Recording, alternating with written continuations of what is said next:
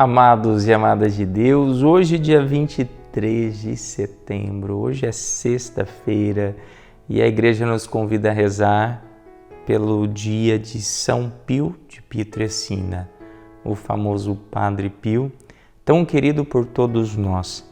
Se você desejar, porque o nosso programa não está muito voltado para contar a vida dos santos, mas a história de Padre Pio é muito linda, vale a pena conhecer, vale a pena ver quantas graças ele pôde beber e quantas graças ele foi instrumento. Então ele nasceu na Itália em 1887 e faleceu em 1968, então ele é um padre mais perto da nossa época, né? Ele era um padre capuchinho. Ele caracterizou-se pela sublime direção espiritual aos fiéis, atendimento assíduo às confissões e pelo amor à celebração eucarística. Então ele tinha um amor, um esmero, uma dedicação muito grande no seu ministério. E também ele construiu um hospital chamado Casa Alívio do Sofrimento. Então vamos olhar para Padre Pio e aprender um pouco com ele, né, sobre a nossa vivência da palavra de Deus, uma vivência que torna concreta quando a gente está ali praticando bem e cumprindo bem a nossa missão. O Evangelho de hoje de São Lucas, capítulo 9, versículos de 18 a 22. Aconteceu que Jesus estava rezando num lugar retirado e os discípulos estavam com ele. Então Jesus perguntou-lhes: quem diz o povo que eu sou? Eles responderam: uns dizem que é João Batista, outros que és Elias, mas outros acham que és algum dos antigos profetas que ressuscitou. Mas Jesus perguntou: e vós, quem dizeis que eu sou? Pedro respondeu: o Cristo de Deus.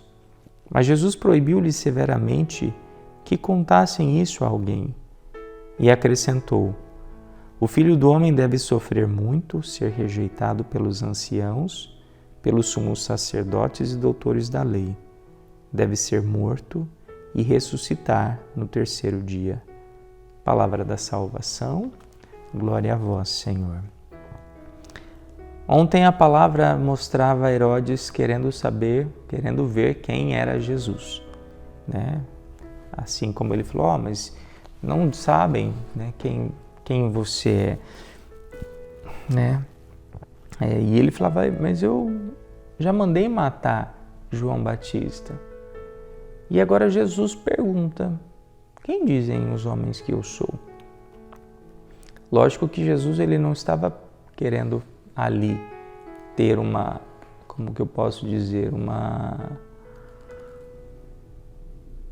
ele não estava ali fazendo uma pesquisa de Ibope, mas ele queria saber se aquelas pessoas conseguiam enxergar quem ele era mesmo.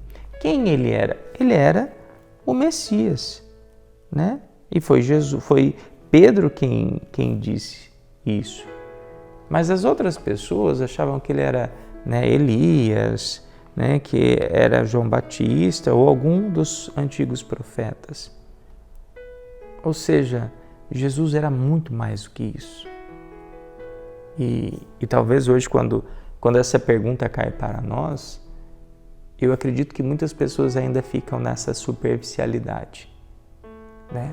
Eu acredito que muitas pessoas hoje ainda vejam Jesus como um revolucionário, muitas pessoas enxergam Jesus como um curandeiro, um milagreiro, mas não conseguem enxergá-lo como o próprio Deus.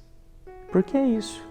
Jesus é o próprio Deus, é o Verbo encarnado, né? É Deus que se fez carne para viver entre nós, para nos salvar. Entende? E quando eu consigo ter essa compreensão, ali eu vou vivenciando, vou me apropriando mais, vou querendo mais desse Deus, né? Só que aí Jesus ele vai falar: olha, quando Pedro responde isso, né? Jesus vai falar, o Filho do Homem deve sofrer muito, ser rejeitado pelos anciãos, pelos sumos sacerdotes e doutores da lei. Deve ser morto e ressuscitar no terceiro dia. Então ele está falando, olha, mesmo que vocês consigam já saber quem eu sou, eu quero já prepará-los para esse sofrimento que eu vou passar por causa da minha missão, né? Por causa da minha missão. E aí, a primeira leitura, ela é muito bonita porque, olha aqui que está dizendo para nós, do livro de Eclesiastes, tudo tem seu tempo. Olha que verdade. Há um momento oportuno para tudo que acontece debaixo do céu. Tempo de nascer, tempo de morrer. Tempo de plantar, tempo de colher. Tempo de matar, tempo de salvar. Tempo de destruir, tempo de construir. Tempo de chorar, tempo de rir. Tempo de lamentar, tempo de dançar. E por aí vai, né? E o que isso está mostrando? A dualidade da vida.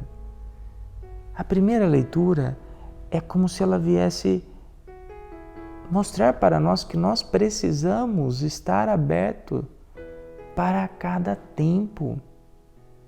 Existem pessoas que só estão abertas para o tempo que é bom.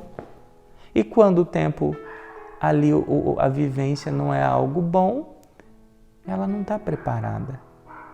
Entende? Então, poxa, existe o tempo de sorrir, mas existe o tempo de chorar. E eu vou precisar lidar com as minhas lágrimas, com o meu sofrimento, com o meu choro. E entendendo, né? Aqui é um ponto muito importante. Entendendo que não é eterno. Tem gente que acredita que o sofrimento é eterno. Não é. E se às vezes aí for, é porque você está eternizando também. Tempo de nascer e tempo de morrer. E como temos dificuldade para lidar com a realidade morte. Como temos dificuldades para lidar com a realidade morte. Mas existe o tempo de morrer. Existe. E precisamos entender que esse tempo de morrer, ele faz parte aí da realidade vida, dessa realidade, dessa dualidade. Jesus está dizendo, olha, eu sou o Messias, mas eu vou morrer. Eu vou passar por dor. É como se ele dissesse para nós, não se passa por essa vida sem dor. Não se passa por essa vida só numa fase. A gente tem as duas fases. Entende? Eu tenho a fase de alegria, mas eu tenho a fase de tristeza. E eu preciso ter tolerância nessas fases difíceis para enfrentar. Então vamos, através dessa palavra, poder entender essa dinâmica da vida. E quanto mais eu conhecer e saber quem é Jesus, mais eu consigo ser forte para viver cada uma dessas fases, cada um desses tempos. Vamos rezar juntos? Pai nosso que estais no céu, santificado seja o vosso nome. Venha a nós o vosso reino. Seja feita a vossa vontade, assim na terra como no céu. O pão nosso de cada dia nos dai hoje.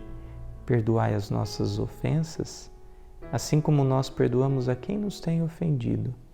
E não nos deixeis cair em tentação, mas livrai-nos do mal. Amém. Que o Deus Todo-Poderoso te abençoe, Pai, Filho, Espírito Santo. Amém.